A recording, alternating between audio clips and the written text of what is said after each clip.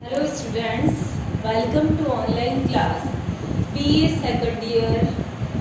हम अपना बहुत ही महत्वपूर्ण पेपर सामाजिक अनुसंधान पद्धतियाँ पढ़ रहे हैं। इस सामाजिक अनुसंधान पद्धतियों के जो प्रत्येक टॉपिक है, जैसे प्रश्नावली, अनुसूची हमने पढ़ा, ये सारे टॉपिक्स जो हैं आपके लिए, यदि आप पीएचडी करते हैं, किसी तरह का कोई रिसर्च करते हैं, तो उसमें बहुत ही महत्वपूर्ण या उपयोगी माने जाते हैं।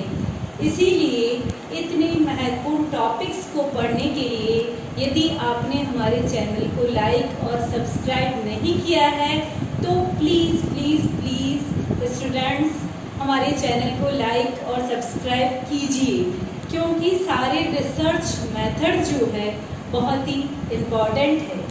आज हम जो महत्वपूर्ण टॉपिक पढ़ने के लिए जा रहे हैं वो है साक्षात्कार निर्देशिका।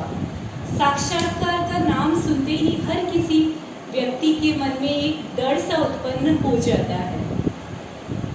साक्षात्कार यानी इंटरव्यू। तो साक्षात्कार निर्देशिका का अध्ययन करने से पहले निर्देशिका को हम पृथक करके केवल साक्षात्कार का अध्ययन करते हैं। सिंपल रूप में सामान्यतः यदि साक्षात्कार को देखा जाता है तो साक्षात्कार का अर्थ होता है किसी अधिकारी से मिलना, या फिर किसी जो स्टूडेंट्स है या कोई विद्यार्थी है उसको किसी प्रशिक्षण प्राप्त करने वाली जो संस्था है उसके अंतर्गत यदि उसकी योग्यता एवं कार्य कुशलता की जांच की जाती है तो वह क्या कहलाता है? साक्षात्कार कहलाता है।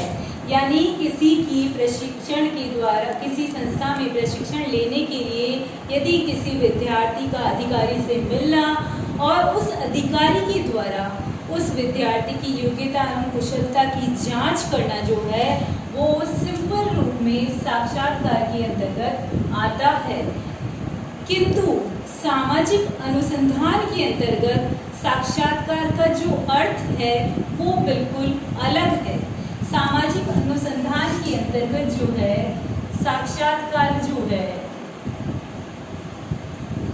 सामाजिक अनुसंधान में साक्षात्कार का जो अर्थ होता है वो होता है दो या दो से अधिक व्यक्तियों के बीच आपस की बातचीत। यानी दो या दो से अधिक व्यक्ति हैं, दो व्यक्ति हैं, एक व्यक्ति जो है वो साक्षात्कार करता है और दूसरा जो है साक्षात्कार दाता है।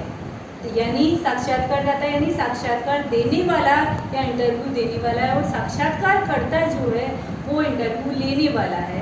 तो इन दो व्यक्तियों के बीच की जो बातचीत होती है जिसमें साक्षात्कारकर्ता प्रश्न करता है और साक्षात्कार दाता जो है वो उत्तर देता है।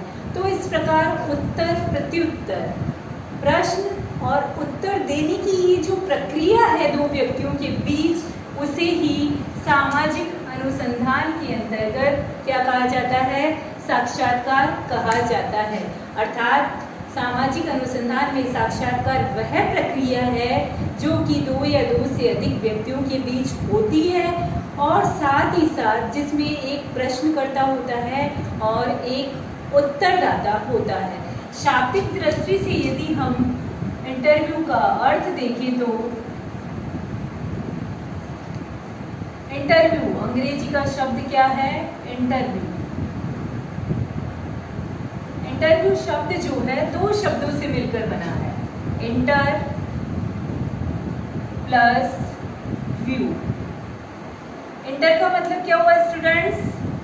अंदर, अंत है या फिर भीतर।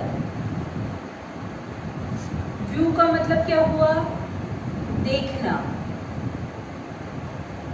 यानी अंदर या भीतर या अंत देखना, भीतर देखना, अंदर देखना। इंटरव्यू दो शब्दों से मिलकर बना है, इंटर प्लस व्यू। इंटर का मतलब है भीतर या अंदर और व्यू का मतलब है देखना। तो इन दोनों का जो शाब्दिक अर्थ दोनों शब्दों से मिलकर जो बना है वो बना है अंतर्दर्शन। यानी ऐसी चीजें या ऐसी बातें जो सामाजिक अनुसंधान के अंतर्गत अनुसंधानकर्ता अवलोकन करके देखकर जिन बातों को नहीं जान सकता है, उन बातों को अनुसंधानकर्ता या साक्षात्कारकर्ता कैसे जानता है? प्रश्न पूछकर। यानी अनुसंधानकर्ता साक्षात्कारकर्ता सूचना दाता से या साक्षात्कारदाता से प्रश्न पूछकर उससे संबंधित, उसके विषय से संबंधित, उसके सामाजिक अनुसंधान से संबंधित विभिन्न बातों को जानने की कोशिश करता है। साक्षात्कार जो है दो या दो से अधिक व्यक्तियों के बीच की जो बातचीत है वो है, ये एक उद्देश्यपूर्ण बातचीत है। साथ ही साथ साक्षात्कार जो है एक मनोवैज्ञानिक प्रक्रिया भी कही जाती है। मनोवैज्ञानिक प्रक्रिया या मनोविश्लेषणात्मक प्रक्रिया भी कहा जाती है। मनोविश्लेषणात्मक इसलिए कही जाती है क्योंकि स्टूडेंट्स हम देखते हैं कितनी बार चिकित्सक के द्वारा या मनोचिकित्सक के द्वारा किसी रोगी के बारे में जो जानकारी प्राप्त की जाती है, उससे प्रश्न पूछे जाते हैं, उसके आधार पर जो मनोचिकित्सक है उस रोगी का इलाज करता है। तो कभी कभी ये साक्षात्कार वाली जो प्रक्रिया है वो वाली प्रक्रिया जो है मनोचिकित्सकों या चिकित्सकों के भी प्रयोग में आती है। इसीलिए साक्षात्कार की प्रक्रिया अत्यंत ही महत्वपूर्ण मानी जाती है। यह एक उद्देश्यपूर्ण प्रक्रिया मानी जाती है। साथ ही साथ ये प्राथमिक तथ्यों का संकलन करने की विधि है। कौन से तथ्यों का संकलन करने की विधि है? प्राथमिक तथ्यों का संकलन करने की विधि है। यानी साक्षात्कारकर्ता और सूचनादाता दोनों एक दूसरे के आमने सामने होकर प्रश्न और उत्तर करते हैं, उत्तर प्रत्युत्तर करते हैं। इसीलिए प्राथमिक तथ्यों के संकलन की प्रविधि है। साथ ही साथ ये बहुत ही महत्वपूर्ण एक मौखिक विधि कही जाती है। तो इस रूप में साक्षात्कार की जो प्रक्रिया है वो बहुत ही महत्वपूर्ण। अब है निर्देशिका। निर्देशिका का मतलब है साक्षात्कार के लिए जो निर्देश दिए रहते हैं, यानी जिन प्रश्नों को पूछना है उन्हें साक्षात्कार के अंतर्गत, वो एक निर्देशिका के रूप में एक पेपर पर लिख लिए जाते हैं। और जब साक्षात्कार लिया जाता है तो उस समय उन प्रश्नों को ध्यान में रखकर सूचनादाता से या साक्षात्कारदाता से सूचनाएं प्राप्त की जाती है। तो इस साक्षात्कार निर्देशिका की जो प्रारंभिक तैयारी है वो कैसे की जाती है? यदि हमें साक्षात्कार निर्देशिका के द्वारा साक्षात्कार लेना है तो इसकी प्रारंभिक तैयारी के लिए हमें कुछ कार्य करने पड़ते हैं। उसमें सबसे पहला कार्य जो करना पड़ता है वो है समस्या के बारे में जानकारी। यानी जो भी हमारा सामाजिक अनुसंधान का विषय है उस विषय के बारे में जो साक्षात्कार करता है उसको पूर्ण जानकारी होना आवश्यक है। क्योंकि जब साक्षात्कारकर्ता जो है साक्षात्कारदाता से प्रश्न पूछता है तो उसे उस विषय के बारे में पूर्ण जानकारी होना आवश्यक है। प्रारंभिक तैयारी में सबसे पहला जो होता है वो समस्या के बारे में जानकारी होना आवश्यक है। दूसरी जो होती है सूचनादाताओं के बारे में जानकारी, या फिर साक्षात्कार दाता जो है उनके बारे में जानकारी होना आवश्यक है। साक्षात्कारदाता जो है उनके नाम, पता, आयु, व्यवसाय, जाति इत्यादि के बारे में संपूर्ण जानकारी जो है अनुसंधानकर्ता या साक्षात्कारकर्ता को होना आवश्यक है। तीसरा जो महत्वपूर्ण प्रारंभिक तैयारी के अंतर्गत विषय आता है वो आता है सूचनादाताओं का चुनाव। विषय या समस्या के बारे में भी जानकारी प्राप्त हो गई है। अब सूचनादाता या साक्षात्कारदाता है उनका चुनाव चुनाव कैसे किया जाना चाहिए। जब हमारी समस्या जो है वो है औद्योगिक, यानी औद्योगिक संस्थानों से संबंधित समस्या का हम अध्ययन कर रहे हैं, तो हमारी सूचना दाता की कौन होनी चाहिए?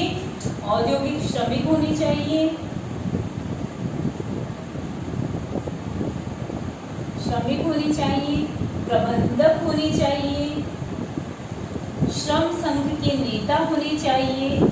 तो इस रूप में सूचना दाताओं का चुनाव किया जाना चाहिए। हमारे विषय के अनुकूल ही सूचना दाता होने चाहिए। प्रारंभिक तैयारी के अंतर्गत चौथी बात जो आती है वो आती है समय एवं स्थान का निर्धारण।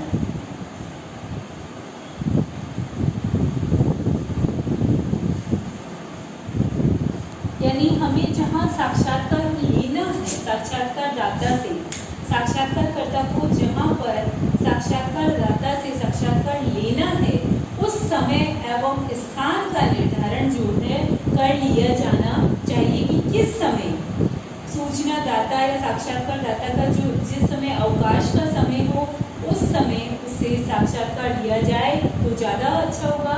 साथ ही साथ साक्षात्कार जो है ऐसे स्थान पर लिया जाना चाहिए जहाँ पर शांतिपूर्ण वातावरण हो। तो इस रूप में समय एवं स्थान का निर्धारण भी जो है साक्षात्कार निर्देशिका में महत्वपूर्ण स्थान रखता है। पांचवा और अंतिम जो आता है प्रारंभिक तैयारी के अंतर्गत वो आता है साक्षात्कार यंत्रों की रचना। यानी जो साक्षात्कार लिया जाएगा उनके लिए साक्षात्कारकर्ता को किस प्रकार के यंत्रों की रचना करनी चाहिए जिसके आधार पर वह साक्षात्कार आसानी से और संपूर्ण रूप से सही तरीके से संपन्न हो सके। तो इस प्रकार साक्षात्कार निर्देशिका के अंतर्गत इन सभी प्रारंभिक तैयारी के विषय में जानकारी रखे ही साक्षात्कार निर्देशिका या साक्षात्कार जो है उसको संपूर्ण किया जा सकता है।